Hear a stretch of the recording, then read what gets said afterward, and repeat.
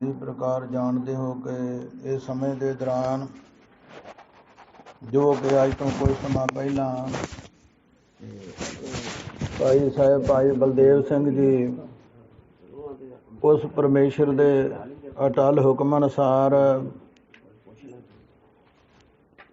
कुछ समा पहला अपने परिवार रिश्तेदार सज्जणा मित्रां नूं ਸਰੀਰਕ ਵਿਛੋੜਾ ਦਿੰਦੇ ਹੋਏ ਲੋਕ ਤੋਂ ਪਰਲੋਕ ਸੁਧਾਰ ਚੁੱਕੇ ਹਨ ਤੇ ਉਹਨਾਂ ਦੀ ਯਾਦ ਨੂੰ ਤਾਜ਼ਾ ਕਰਦਿਆਂ ਹੋਇਆਂ ਪਰਸੋਂ ਰੋਜ਼ ਤੋਂ ਧੁਰ ਕੀ ਬਾਣੀ ਆਈ ਤਿੰਨ ਸਗਲੀ ਚਿੰਤ ਮਟਾਈ ਇਹਨਾਂ ਦੇ ਪਵਿੱਤਰ ਸ੍ਰੀ ਅਖੰਡ ਪਾਠ ਸਾਹਿਬ ਆਰੰਭ ਹੋਏ। ਆਪ ਜੀ ਨੇ ਅਰਦਾਸ ਬੇਨਤੀ ਵਿੱਚ ਸ਼ਾਮਲ ਹੋਏ ਤੇ ਗੁਰੂ ਕੇ ਇਲਾਹੀ ਹੁਕਮਨਾਮੇ ਸਰਵਣ ਕੀਤੇ ਹਨ। गुरु प्यारी साध संगत जो परिवार वालों हुक्म होया है इस आए हुए परमेश्वर के फरमान अनुसार जिन्नी कि सतगुरु जी गुरु की संगत सोझी बख्शदे हो ਇਹਦੇ ਨਾਲ ਜੁੜਨ ਦਾ ਯਤਨ ਕਰੀਏ ਕਿਉਂਕਿ ਇਹ ਬਾਣੀ ਦੀ ਵਿਚਾਰ ਤੇ ਉਹੀ ਜਾਣਦੇ ਹਨ ਜਿਨ੍ਹਾਂ ਬਾਣੀ ਰਚੀ ਹੈ। ਪਰਮੇਸ਼ਰ ਤੇ ਗੁਰੂ ਜਾਣਦੇ ਹਨ ਪਰ ਜਿੰਨੀ ਕਿ ਗੁਰੂ ਕੀ ਤੇ ਸੰਗਤ ਦੀ ਕਿਰਪਾ ਹੁੰਦੀ ਹੈ ਉਹਦੇ ਨਾਲ ਸਾਂਝ ਪਾਉਣ ਵਾਸਤੇ ਨਿਮਾਣੇ ਨਤਾਣੇ ਦਾਸ ਤੇ ਰਹਿਮਤ ਕਰਨੀ। ਵਾਹਿਗੁਰੂ ਜੀ ਕਾ ਖਾਲਸਾ ਵਾਹਿਗੁਰੂ ਜੀ ਕੀ ਫਤਿਹ। ਗੁਰੂ ਪਿਆਰੀ ਸਾਧ ਸੰਗਤ ਸਤਿਗੁਰਾਂ ਦਾ ਫਰਮਾਨ ਹੈ ਭਈ ਪ੍ਰਾਪਤ ਮਾਨੁਖ ਦੇਵਰੀਆ ਗੋਬਿੰਦ ਮਿਲਣ ਕੀ ਇਹ ਤੇਰੀ ਬਰੀਆ ਅਵਰ ਕਾਜ ਤੇਰੇ ਕਿਤੇ ਨਾ ਕਾਮ ਮਿਲ ਸਾਧ ਸੰਗਤ ਭਜ ਕੇਵਲ ਨਾਮ सरंजाम लाग भवजल तरन के जन्म बृथा जात रंग माया के। इस प्रकार सतगुरु जी फरमाउंदे हन हे जीव जे तू संसार ते आया है इहदे आउण दा मकसद की है। जिवें कि कृष्ण महाराज जी ने गीता दे विच भी अर्जन नूं इह संबोधन करके दस्सिया है कि जीव ਨੂੰ ਖਾਸ ਇਹਨਾਂ ਗੱਲਾਂ ਦਾ ਪਤਾ ਹੋਣਾ ਚਾਹੀਦਾ। ਮੈਂ ਕਿੱਥੋਂ ਆਇਆ, ਕਿਉਂ ਆਇਆ, ਕੀ ਕਰਨਾ ਕੀ ਨਹੀਂ ਕਰਨਾ ਤੇ ਕਿੱਥੇ ਜਾਣਾ ਹੈ। ਜਿਹਨੂੰ ਇਸ ਗੱਲ ਦੀ ਸਮਝ ਆ ਜਾਵੇ ਉਹਦੀ ਯਾਤਰਾ ਸਫਲ ਹੋ ਜਾਂਦੀ ਹੈ ਪਰ ਆਉਂਦੀ ਕਿਸੇ ਵਿਰਲੇ ਨੂੰ ਹੈ। ਜਦੋਂ ਸਤਿਗੁਰੂ ਜੀ ਕਹਿੰਦੇ ਲਿਵ ਛੁੜਕੀ ਲੱਗੀ ਤ੍ਰਿਸ਼ਨਾ ਮਾਇਆ ਅਮਰ ਵਰਤਾਇਆ। ਸੰਸਾਰ ਦੀ ਐਸੀ ਹਵਾ ਲੱਗਦੀ ਹੈ ਮੋਹ ਮਾਇਆ ਦਾ ਪਰਦਾ ਪੈ ਜਾਂਦਾ ਹੈ ਤੇ ਜਿਹੜੇ ਕੰਮ ਤੋਂ ਜੀਵ ਆਇਆ ਹੈ ਜਿਵੇਂ ਬੱਚਾ ਆਪਣੇ ਮਾਤਾ ਪਿਤਾ ਦੇ ਨਾਲ ਕਿਸੇ ਜੋੜ ਮੇਲੇ ਵਿੱਚ ਜਾਂਦਾ ਹੈ ਤੇ ਕਈ ਤਰ੍ਹਾਂ ਦੀ ਉੱਥੇ ਰਚਨਾ ਵੇਖ ਕੇ ਖਿਡੌਣੇ ਖਾਣੇ ਵੇਖ ਕਰਕੇ ਉਧਰ ਭਰਮ ਜਾਂਦਾ ਹੈ। ਕਈ ਵਾਰ ਉਹਦੀ ਐਸੀ ਖਿੱਚ ਬਣਦੀ ਹੈ ਕਿ ਆਪਣੇ ਮਾਤਾ ਪਿਤਾ ਦਾ ਸਾਥ ਛੱਡ ਜਾਂਦਾ ਹੈ ਤੇ ਕਈ ਵਾਰ ਉਹਨਾਂ ਤੋਂ ਵਿਛੜ ਵੀ ਜਾਂਦਾ ਹੈ ਤੇ ਫਿਰ ਕੋਈ ਸਿਆਣਾ ਕੋਈ ਜਾਣਕਾਰ ਹੋਵੇ ਕੋਈ ਪਰਉਪਕਾਰੀ ਤੇ ਕਿਸੇ ਵੇਲੇ ਉਹਨੂੰ ਮਿਲਾ ਸਕਦਾ ਹੈ ਨਹੀਂ ਤੇ ਕਈ ਵਾਰ ਮਿਲਾਪ ਹੀ ਨਹੀਂ ਹੁੰਦਾ। ਚਾਰਨ ਕਰੋ ਸ੍ਰੀ ਵਾਹਿਗੁਰੂ ਨਦੀਆਂ ਵਾਹ ਵਿਸ਼ੁੰਨੀਆਂ ਮੇਲਾ ਸੰਜੋਗੀ ਰਾਮ। ਇਸ ਪ੍ਰਕਾਰ ਗੁਰੂ ਕੀ ਸਾਧ ਸੰਗਤ ਇਹ ਤੇ ਸਾਨੂੰ ਪਤਾ ਹੈ। ਗੁਰੂ ਜੀ ਕਹਿੰਦੇ ਹਨ ਜੋ ਆਇਆ ਸੋ ਚੱਲ ਸੀ ਸਭ ਕੋਈ ਆਈ ਵਾਰੀਏ ਰਾਣਾ ਰਾਓ ਨਾ ਕੋ ਰਹਿ ਰੰਗ ਨਾ ਤੁੰਗ ਫਕੀਰ ਵਾਰੀ ਆਪੋ ਆਪਣੀ ਕੋਈ ਨਾ ਬੰਦੇ ਧੀਰ। ਭਾਵੇਂ ਕੋਈ ਗਰੀਬ ਹੈ ਭਾਵੇਂ ਕੋਈ ਰਾਜਾ ਹੈ ਭਾਵੇਂ ਕੋਈ ਪਰਮੇਸ਼ਰ ਦਾ ਪਿਆਰਾ ਹੈ ਉਹਨੂੰ ਜਾਣਾ ਪੈਣਾ ਹੈ ਆਪਣੀ ਵਾਰੀ ਤੇ। ਹੁਣ ਸਾਨੂੰ ਇਹ ਨਹੀਂ ਪਤਾ ਵਾਰੀ ਸਾਡੀ ਕਦੋਂ ਹੈ। ਸੰਸਾਰ ਤੇ ਜੋ ਆਇਆ ਉਹਨੇ ਜਾਣਾ ਤੇ ਹੈ। ਮਰਨ ਲਿਖਾਏ ਮੰਡਲ ਮੈਂ ਆਏ ਜੀਵਨ ਸਾਜੇ ਮਾਈ। ਤੇ ਇਹ ਜਿਹੜਾ ਫਰਮਾਨ ਸਤਿਗੁਰਾਂ ਨੇ ਬਖਸ਼ਿਸ਼ ਕੀਤਾ ਹੈ ਅਸਲ ਗੁਰੂ ਕੀ ਸਾਧ ਸੰਗਤ ਕੁਝ ਸਮੇਂ ਵਾਸਤੇ ਕਿਰਪਾ ਬਖਸ਼ਣੀ ਇੱਧਰ ਆਪਣਾ ਧਿਆਨ ਬਖਸ਼ਣਾ ਇੱਧਰ ਤਵੱਜੋ ਦਿਓ ਕਿ ਮਹਾਰਾਜ ਸਾਨੂੰ ਕੀ ਫਰਮਾਇਆ ਹੈ। ਜਿਹੜੇ ਇਹ ਮੰਜ਼ਿਲ ਦੇ ਪਾਂਧੀ ਹਨ ਅਸਲ ਤੇ ਉਹੀ ਇਹਨੂੰ ਸਮਝ ਸਕਦੇ ਹਨ ਕਿਉਂਕਿ ਜਿਵੇਂ ਰਾਤੀ ਵੀ ਇੱਥੇ ਬਚਨ ਹੋਇਆ ਸੀ ਬੱਚਿਆਂ ਨੂੰ ਕਿਹਾ ਕਿ ਭਾਈ ਜਿੰਨਾ ਚਿਰ ਆਪਾਂ ਗੁਰੂ ਦੇ ਲਾਗੇ ਬੈਠੇ ਹਾਂ ਗੁਰੂ ਕੀ ਹਾਜ਼ਰੀ ਵਿੱਚ ਰਹਿ ਕਰਕੇ ਇੱਧਰ ਧਿਆਨ ਰੱਖੀਏ। ਜੋ ਗੁਰੂ ਦਾ ਫਰਮਾਨ ਹੈ ਗੁਰੂ ਘਰ ਆਏ ਹਨ ਤੇ ਉਹ ਵਿਚਾਰਿਆਂ ਨੂੰ ਪਤਾ ਨਹੀਂ ਮੁੜ ਮੁੜ ਕਹਿੰਦੇ ਕੀ ਇਹ ਕੀ ਹੁੰਦਾ ਹੈ। ਸੋ ਇਸ ਕਰਕੇ ਗੁਰੂ ਕੀ ਸਾਧ ਸੰਗਤ ਚੰਗੀ ਸੰਗਤ ਵਿੱਚੋਂ ਜੋ ਐਸੀਆਂ ਪਰਮੇਸ਼ਰ ਦੀ ਕਿਰਪਾ ਦੇ ਨਾਲ ਜੋ ਵਿਚਾਰਾਂ ਹਨ ਪ੍ਰਾਪਤ ਹੁੰਦੀਆਂ ਹਨ ਤੇ ਇਹ ਜੋ ਸਤਿਗੁਰਾਂ ਫਰਮਾਨ ਕੀਤਾ ਨਾਵੇਂ ਪਾਤਸ਼ਾਹ ਜੀ ਦਾ ਜੋ ਫਰਮਾਨ ਹੈ ਜਿਨ੍ਹਾਂ ਦੇ ਅੰਦਰ ਤਿਆਗ, ਵਿਰਾਗ, ਪਰਉਪਕਾਰ ਆਦਿ ਬੇਅੰਤ ਹੀ ਖਜ਼ਾਨੇ ਭਰੇ ਹੋਏ ਹਨ, ਸਰਬ ਕਲਾ ਸਮਰੱਥ ਹਨ। ਤੇ ਗੁਰੂ ਕੀ ਸਾਧ ਸੰਗਤ ਇਹ ਜਿਹਨੂੰ ਅਵਸਥਾ ਪ੍ਰਾਪਤ ਹੋ ਗਈ ਤੇ ਉਹ ਫਿਰ ਪਰਮੇਸ਼ਰ ਦੇ ਨਾਲ ਇਵੇਂ ਮਿਲ ਜਾਂਦਾ ਹੈ, ਜਿਵੇਂ ਸਤਿਗੁਰੂ ਜੀ ਕਹਿੰਦੇ, ਹਰ ਹਰ ਜੰਦ ਏਕ ਹੈ, ਬੇਵਿਚਾਰ ਕਿਛ ਨਾਹੈ, ਜਲ ਤੇ ਉਪਜ ਤਰੰਗ ਜਿਉ ਜਲ ਹੀ ਵਿਖੇ ਸਮਾਹੇ। ਜਿਹੜੇ ਪਰਮੇਸ਼ਰ ਤੋਂ ਜੀਵ ਆਇਆ ਹੈ ਤੇ ਗੁਰੂ ਦੀ ਸ਼ਰਨ ਵਿੱਚ ਆ ਕਰਕੇ, ਗੁਰੂ ਕੀ ਸੰਗਤ ਵਿੱਚ ਮਿਲ ਕਰਕੇ ਤੇ ਫਿਰ ਉਹਦੇ ਨਾਲ ਜੁੜ ਸਕਦਾ ਹੈ। ਜਿਵੇਂ ਵਿਦਵਾਨਾਂ ਨੇ ਦੱਸਿਆ ਹੈ ਕਿ ਜੇ ਨਦੀ ਨੇ ਸਮੁੰਦਰ ਨੂੰ ਮਿਲਣਾ ਹੈ ਤੇ ਇਸ ਕਰਕੇ ਸਮੁੰਦਰ ਕੋਲ ਜਾਣਾ ਹੈ ਤੇ ਨਦੀ ਦਾ ਸੰਗ ਕਰਨਾ ਪੈਂਦਾ ਹੈ। ਇਸੇ ਤਰ੍ਹਾਂ ਗੁਰੂ ਕੀ ਸਾਧ ਸੰਗਤ ਸਤਿਗੁਰੂ ਜੀ ਕਹਿੰਦੇ ਹਨ, ਗੁਰੂ ਸਮੁੰਦ ਨਦੀ ਸਭ ਸਿੱਖੀ, ਨਹਾਤੇ ਜਿਤ ਵਡਿਆਈ। ਗੁਰੂ ਨੂੰ ਹੈ ਤੇ ਸਮੁੰਦਰ ਤੇ ਗੁਰੂ ਦੇ ਅੱਗੇ ਕੁਛ ਵੀ ਨਹੀਂ, ਪਰ ਸਾਨੂੰ ਸਮਝਾਉਣ ਵਾਸਤੇ ਮਹਾਰਾਜ ਨੇ ਕਿਰਪਾ ਕੀਤੀ, ਪਰਉਪਕਾਰ ਕੀਤਾ ਹੈ ਕਿ ਭਾਈ ਸਮੁੰਦਰ ਗੁਰੂ ਹੈ ਤੇ ਗੁਰੂ ਕੀ ਸੰਗਤ ਤੇ ਗੁਰੂ ਕੀ ਸਿੱਖੀ ਨੂੰ ਧਾਰਨ ਕਰਨਾ, ਇਹਦੇ ਵਿੱਚ ਸ਼ਾਮਲ ਹੋਣਾ, ਇਹ ਅਸਲ ਸਾਡਾ ਇਸ਼ਨਾਨ ਹੁੰਦਾ ਹੈ। ਮਨ ਮੰਦਰ ਤਨ ਵੇਸ ਕਲੰਦਰ, ਘਟ ਹੀ ਤੀਰਥ ਨਹਾਵਾ, ਏਕ ਸ਼ਬਦ ਮੇਰੇ ਪ੍ਰਾਣ ਬਸਤ ਹੈ, ਬਹੁੜ ਜਨਮ ਨਾ ਆਵਾਂ। ਸੋ ਇਸ ਕਰਕੇ ਗੁਰੂ ਕੀ ਸੰਗਤ ਵਿੱਚ ਇਹ ਕੁਝ ਲੱਭਦਾ ਹੈ। ਆਓ ਜੋ ਨਾਵੇਂ ਪਾਤਸ਼ਾਹ ਕਿਰਪਾ ਕਰਦੇ ਹਨ, ਇਸ ਨੂੰ ਸਮਝਣ ਦਾ ਯਤਨ ਕਰੀਏ। ਗੁਰੂ ਕਿਰਪਾ ਕਰਨ। ਉਚਾਰਨ ਕਰੋ ਸਤਨਾਮ ਸ੍ਰੀ ਵਾਹਿਗੁਰੂ ਸਾਹਿਬ ਜੀ। ਸਤਨਾਮ ਸ੍ਰੀ ਵਾਹਿਗੁਰੂ ਸਾਹਿਬ ਜੀ।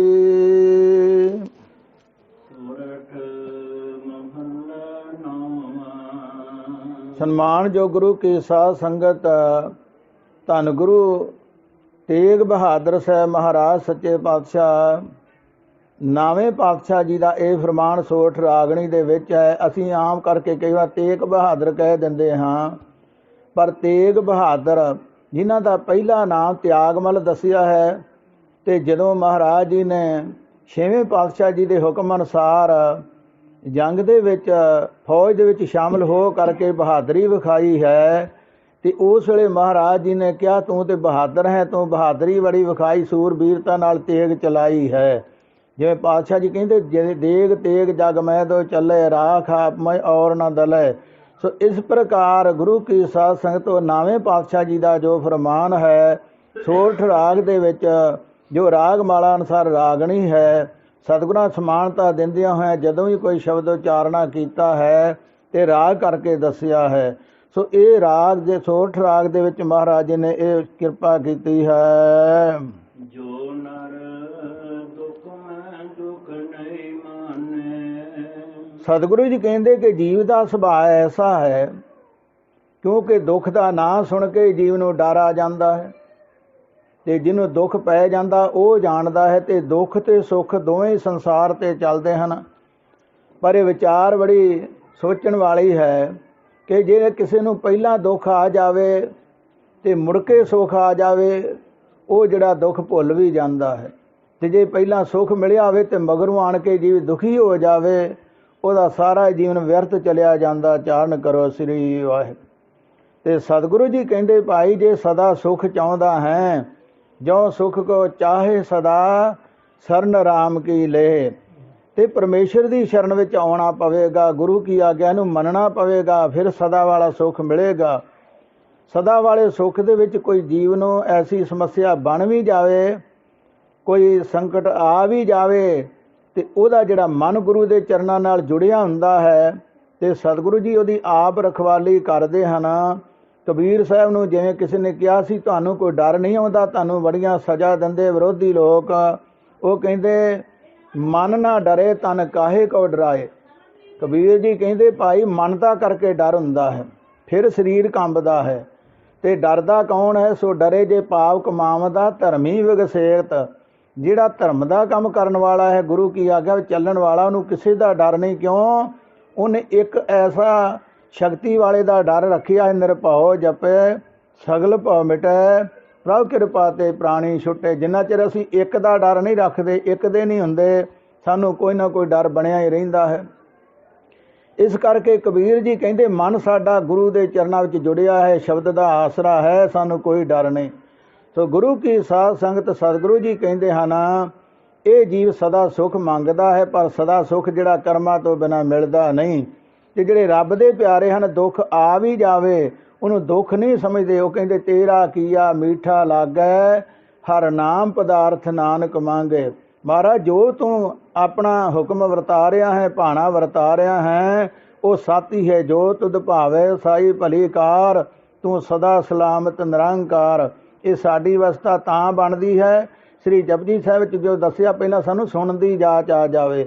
ਅਸੀਂ ਸੁਣਾਉਣ ਵਾਸਤੇ ਬੜਾ ਕੁਝ ਜਾਣਦੇ ਹਾਂ, ਪਰ ਸੁਣਨ ਵਾਸਤੇ ਵਿਰਲੇ ਹਨ। ਜਿਨ੍ਹਾਂ ਨੂੰ ਸੁਣਨ ਦੀ ਜਾਚ ਆ ਗਈ ਉਹਨਾਂ ਸੁਣ ਕੇ ਮੰਨਿਆ, ਉਹਨਾਂ ਦਾ ਸੁਣਿਆ ਪ੍ਰਵਾਨ ਹੋਇਆ ਜਦੋਂ ਮੰਨ ਲਿਆ। ਤੇ ਜਿਨ੍ਹਾਂ ਮੰਨ ਕੇ ਉਹਦੇ ਅਨੁਸਾਰ ਆਪਣਾ ਜੀਵਨ ਢਾਲਿਆ ਉਹਨਾਂ ਦਾ ਮੰਨਿਆ ਸਫਲ ਹੈ। ਤੇ ਜੇ ਜੀਵਨ ਉਸ ਪਾਸੇ ਢਲ ਜਾਵੇ ਤੇ ਫਿਰ ਪਰਮੇਸ਼ਰ ਦੀ ਕਿਰਪਾ ਹੋ ਜਾਂਦੀ ਹੈ। ਸਤਿਗੁਰੂ ਜੀ ਕਹਿੰਦਾ ਜਿਹੜਾ ਦੁੱਖ ਵਿੱਚ ਦੁੱਖ ਨਹੀਂ ਮੰਨਦਾ, ਜੋ ਨਰ ਦੁੱਖ ਮੈਂ ਦੁੱਖ ਨਹੀਂ ਮਾਨੇ, ਤੇ ਫਿਰ ਅੱਗੇ ਕਿਵੇਂ ਉਹਦੀ ਅਵਸਥਾ ਹੁੰਦੀ ਹੈ। ਸੁਖ ਸੁਨਿਹਰ ਕੈ ਨਹੀਂ ਜਾਂਕੈ, ਕੰਚਨ ਮਾਟੀ ਮਾਨੇ। ਜਿਹਦਾ ਹਰ ਵੇਲੇ ਸੁੱਖ ਦੇ ਨਾਲ ਹੀ ਪ੍ਰੇਮ ਨਹੀਂ, ਤੇ ਉਹਦੇ ਕੋਲ ਕੋਈ ਸੋਨਾ ਲੈ ਕੇ ਆ ਜਾਵੇ, ਪਰਮੇਸ਼ਰ ਉਹਨੂੰ ਸੋਨੇ ਦਾ ਖਜ਼ਾਨਾ ਬਖਸ਼ ਦੇਵੇ, ਤਾਂ ਵੀ ਉਹਨੂੰ ਕੋਈ ਬਹੁਤਾ ਹੰਕਾਰ ਨਹੀਂ ਹੁੰਦਾ, ਬਹੁਤੀ ਖੁਸ਼ੀ ਨਹੀਂ ਹੁੰਦੀ। ਤੇ ਜੇ ਉਹਦੇ ਅੱਗੇ ਕੋਈ ਲਿਆਣ ਕੇ ਮਿੱਟੀ ਰੱਖ ਦੇਵੇ ਤੇ ਉਹਨੂੰ ਕੋਈ ਮਨ ਵਿੱਚ ਅਲਾਮਾ ਨਹੀਂ ਹੁੰਦਾ ਪਰਮੇਸ਼ਰ ਬਾਰੇ ਜਾਂ ਲਿਆਉਣ ਵਾਲੇ ਵਾਸਤੇ। ਕਿਉਂਕਿ ਸਤਿਗੁਰੂ ਜੀ ਕਹਿੰਦੇ ਤੈਸਾ ਅੰਮ੍ਰਿਤ ਤੈਸੀ ਬਿਖ ਖਾਟੀ, ਤੈਸਾ ਸਵਰਨ ਤੈਸੀ ਉਸ ਮਾਟੀ। ਇਹ ਬ੍ਰਹਮ ਗਿਆਨੀਆਂ ਦੀ ਅਵਸਥਾ ਹੈ, ਜਿਹੜੇ ਬ੍ਰਹਮ ਨਾਲ ਜੁੜ ਚੁੱਕੇ ਹਨ, ਜਿਨ੍ਹਾਂ ਨੂੰ ਪਰਮੇਸ਼ਰ ਦਾ ਅਸਲ ਗਿਆਨ ਹੋ ਗਿਆ। ਜੋ ਨਾਵੇਂ ਪਾਤਸ਼ਾਹ ਜੀ ਦੀ ਬਾਣੀ ਤੋਂ ਸਾਨੂੰ ਲੱਭਦਾ ਹੈ ਕਿ ਜਿਨ੍ਹਾਂ ਨੇ ਰੱਬ ਨੂੰ ਤੇ ਮੌਤ ਨੂੰ ਚੇਤੇ ਰੱਖ ਲਿਆ, ਕਦੀ ਵੀ ਗਲਤ ਕੰਮ ਨਹੀਂ ਕਰਦੇ। ਕਿਉਂਕਿ ਸਤਿਗੁਰਾਂ ਦਾ ਫਰਮਾਨ ਹੈ ਨਿਗਟ ਬੁੱਝੈ ਸੋ ਬੁਰਾ ਕਿਉਂ ਕਰੇ। ਜਿਹੜਾ ਜਾਣਦਾ ਹਰ ਵੇਲੇ ਮੈਨੂੰ ਵੇਖਦਾ ਤੇ ਸੁਣਦਾ ਹੈ, ਕਦੇ ਵੀ ਕਿਸੇ ਨਾਲ ਧੋਖਾ ਨਹੀਂ ਕਰਦਾ, ਗਲਤ ਕੰਮ ਤੋਂ ਡਰਦਾ ਹੈ। ਪਰ ਜਿਹੜਾ ਕਹਿੰਦਾ ਕਿਹੜਾ ਕਿਸੇ ਨੂੰ ਪਤਾ, ਸਾਰੇ ਐਵੇਂ ਹੀ ਕਰਦੇ ਹਨ, ਉਹ ਫਿਰ ਇਹ ਗੱਲ ਨਹੀਂ ਜਾਣ ਸਕਦਾ। ਤੇ ਸਤਿਗੁਰੂ ਜੀ ਕਹਿੰਦੇ ਫਿਰ ਜਿਨ੍ਹਾਂ ਨੂੰ ਇਹ ਸੁੱਖ ਦੇ ਨਾਲ ਹੀ ਪ੍ਰੇਮ ਨਹੀਂ, ਉਹਨਾਂ ਦਾ ਇੱਕੋ ਹੀ ਪ੍ਰੇਮ ਹੈ, ਦੁੱਖ ਹੋਵੇ ਜਾਂ ਸੁੱਖ ਹੋਵੇ ਇੱਕ ਹੀ ਬੇਨਤੀ ਹੈ, ਪਰਮੇਸ਼ਰ ਜਿਵੇਂ ਤੂੰ ਰੱਖਣਾ ਰੱਖ, ਪਰ ਤੇਰਾ ਸਾਨੂੰ ਨਾਲ ਸਹਾਰਾ ਹੋਣਾ ਚਾਹੀਦਾ ਹੈ। ਆਪਣੇ ਚਰਨਾਂ ਨਾਲ ਜੋੜ ਕੇ ਰੱਖ, ਜਿੱਥੇ ਵੀ ਤੂੰ ਰੱਖਣਾ ਹੈ, ਇਹੀ ਸਾਡੀ ਵੱਡੀ ਇੱਛਾ ਹੈ। ਰਹਾਉ ਤੋਂ ਭਾਵ ਸ਼ਬਦ ਦਾ ਕੇਂਦਰੀ ਭਾਵ ਜਿਹੜਾ ਸਤਿਗੁਰਾਂ ਇੱਥੇ ਦਰਸਾਇਆ ਹੈ, ਤੇ ਖਾਸ ਕਰਕੇ ਜਿਹੜੀ ਬਾਰ-ਬਾਰ ਜੀਵ ਗਲਤੀ ਕਰਦਾ ਹੈ, ਬਾਰ-ਬਾਰ ਸਤਿਗੁਰਾਂ ਸਮਝਾਇਆ ਕਿ ਇੱਕ ਦੀ ਸ਼ਰਨ ਵਿੱਚ ਰਹੋ, ਇੱਕ ਦੇ ਨਾਮ ਦਾ ਬੀਜ ਬੀਜਣਾ ਕਰ। ਅਸੀਂ ਇੱਕ ਦੇ ਰਹਿ ਨਹੀਂ ਸਕਦੇ, ਬਾਹਰੋਂ ਕਿਸੇ ਨੂੰ ਮੰਨਦੇ ਹਾਂ, ਅੰਦਰੋਂ ਕਿਸੇ ਨੂੰ ਮੰਨਦੇ ਹਾਂ, ਕਰਦੇ ਕੁਝ ਹਾਂ, ਦੱਸਦੇ ਕੁਛ ਹਾਂ। ਆਪਣੇ ਗੁਰੂ ਨੂੰ ਵੀ ਕਈ ਵਾਰ ਛਪਾ ਲੈਂਦੇ, ਜਿਹਨੂੰ ਗੁਰੂ ਮੰਨਦੇ ਹਾਂ ਲੋਕਾਂ ਤੋਂ ਡਰਦੇ ਹੋਏ। ਤੇ ਸਤਿਗੁਰੂ ਜੀ ਕਹਿੰਦੇ ਜਿਨ ਗੁਰ ਗੋਪਿਆ ਆਪਣਾ ਤੇ ਨਰ ਬਰਿਆਰੀ। ਜਿਹੜਾ ਆਪਣੇ ਗੁਰੂ ਕੋਲ ਹੀ ਲੁੱਕ ਕੇ ਜਾਂਦਾ ਹੈ ਤੇ ਉਹਨੇ ਬਾਕੀ ਕੀ ਖੱਟਣਾ ਹੈ। ਇਸ ਕਰਕੇ ਸਤਿਗੁਰੂ ਜੀ ਕਹਿੰਦੇ ਹਨ ਕਿ ਭਾਈ ਆਪਣੇ ਗੁਰੂ ਦੀ ਸ਼ਰਨ ਵਿੱਚ ਰਹਿਣਾ ਕਰ, ਇੱਕ ਦੀ ਆਗਿਆ ਨੂੰ ਮੰਨ।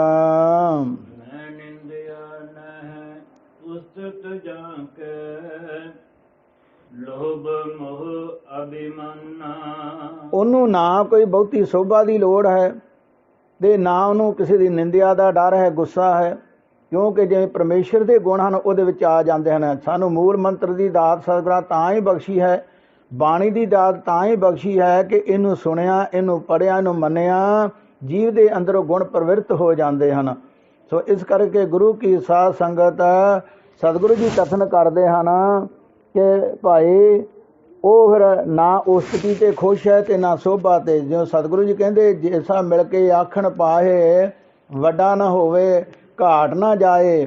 ਉਹ ਪਰਮੇਸ਼ਰ ਦੀ ਜਿਵੇਂ ਐਸੀ ਅਵਸਥਾ ਹੈ, ਕਿਸੇ ਦੇ ਬਹੁਤਾ ਆਖਣ ਕਰਕੇ ਸੋਭਾ ਨਾਲ ਵਾਧਾ ਨਹੀਂ, ਤੇ ਕੋਈ ਨੂੰ ਮਾੜਾ ਆਖੀ ਜਾਵੇ ਤੇ ਘਟਦਾ ਨਹੀਂ। 10ਵੇਂ ਪਾਤਸ਼ਾਹ ਜੀ ਨੇ ਆਪਣੀ ਬਾਣੀ ਵਿੱਚ ਕਿਹਾ ਜਮੀਨ ਜਮਾਨ ਕੇ ਸਮਸਤ ਇੱਕ ਜੋਤ ਹੈ, ਨਾ ਘਾਟ ਹੈ ਨਾ ਬਾੜ ਹੈ, ਨਾ ਬਾੜ ਘਾਟ ਹੋਤ। ਇਸ ਪ੍ਰਕਾਰ ਉੱਥੇ ਬਚਨ ਆਉਂਦਾ ਹੈ। ਸੋ ਇਸ ਕਰਕੇ ਉਹਦੀ ਅਵਸਥਾ ਐਸੀ ਬਣਦੀ ਹੈ।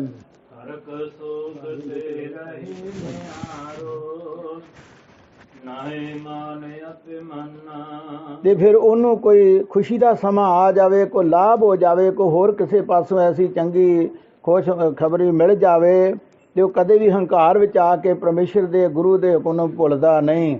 ਤੇ ਜੇ ਕੋਈ ਇਮਤਿਹਾਨ ਦਾ ਸਮਾਂ ਵੀ ਆ ਜਾਵੇ ਤੇ ਗੁਰੂ ਅੱਗੇ ਬੇਨਤੀ ਕਰਦਾ, ਮਹਾਰਾਜ ਜੇ ਤੂੰ ਪਰਖ ਕਰਦਾ ਹੈ ਤੇ ਸਾਨੂੰ ਝੱਲਣ ਦੀ, ਸਾਨੂੰ ਇਹਦੇ ਵਿੱਚ ਪਾਸ ਹੋਣ ਦੀ ਸ਼ਕਤੀ ਬਖਸ਼। ਸਾਡੇ ਵਿੱਚ ਕੋਈ ਤਾਕਤ ਨਹੀਂ ਹੈ। ਹਰ ਸੋਗ ਤੇ ਰਹੇ ਨਿਆਰੋ, ਨਾਹੇ ਮਾਨ ਅਪਮਾਨਾ। ਉਹ ਇਹ ਨਹੀਂ ਕਹਿੰਦਾ ਮੇਰਾ ਹਰ ਥਾਂ ਤੇ ਮਾਣ ਸਤਿਕਾਰ ਹੋਵੇ। ਸਾਰੇ ਚਾਹੁੰਦੇ ਹਰੀ ਚੰਦ ਬਣ ਜਾਵਣੇ ਨੂੰ, ਉਹਦੇ ਵਾਂਗਰਾ ਰਾਜ ਲਟਾਏ ਕਿਹੜਾ।